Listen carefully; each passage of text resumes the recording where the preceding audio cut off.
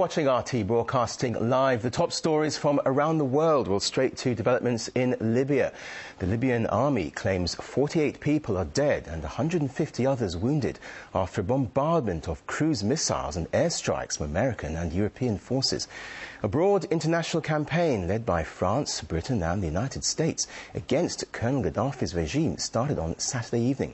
Well, let's cross live now to Libya now for more.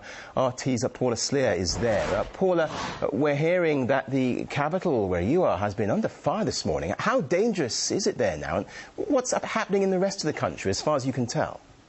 Well, it's certainly beginning to feel a lot more dangerous here in the capital city, Tripoli. A few hours ago, there was a lot of firing from anti-aircraft by the Libyan forces. Now, we're being told that this is in response to bombs falling here in the capital city, Tripoli, not far from the compound of the Libyan leader, Muammar Gaddafi. We do know that thousands of his supporters have gathered there. They're almost using themselves as human shields to protect the Libyan leader. It certainly does seem as this operation, which has been dubbed Operation Odyssey Dawn, is in full swing.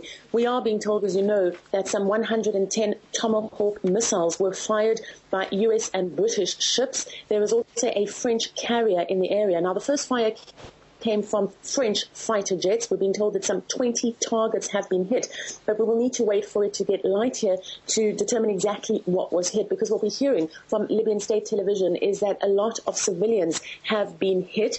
The state television quoting 42 people who have been killed and some 150 people who have been injured. Now, the state television is also calling this the Crusader enemy. To quote the TV, it says that the air and missile strikes hit several parts of Tripoli, and they've called on Libyans to come forward and protect the major installations here. So we do have reports of people who've gone to the airport and other sensitive locations to provide themselves as protection against these hits. Most of the operation at this moment is limited in the northern Libyan coastline. Now, this is because that is where the major cities are, the main gas supplies there, and also the capital city, Tripoli, is positioned there. Gaddafi himself has called this naked aggression. He has called on his allies to come to his defense. We know that it started primarily because of fighting in Benghazi. There was a lot of concern yesterday, Saturday, in terms of clashes that were continuing in Benghazi, despite a ceasefire that had been announced about 24 hours earlier by the Gaddafi regime. But again, we're not hearing reports, at least we haven't in the last few hours, in terms of what is happening in Benghazi specifically.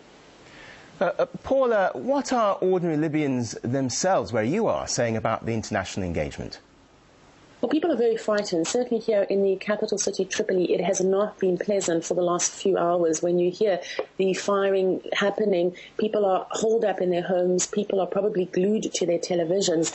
Most people here, certainly the rebels were calling for this international engagement, but most people here would not want to see it dragged out and evolve into some kind of long-term military operation. You need to remember that this is a country where, for example, they had Italian occupation in the past. The last thing they want is any other kind of occupation. And people here are acutely aware of what happened in Iraq and Afghanistan. They do not want to see a no-fly zone, which is where they're starting this operation, extend for years. They do not want to see it also extend into the possibility of creating a scenario where you could have foot soldiers walking into this country.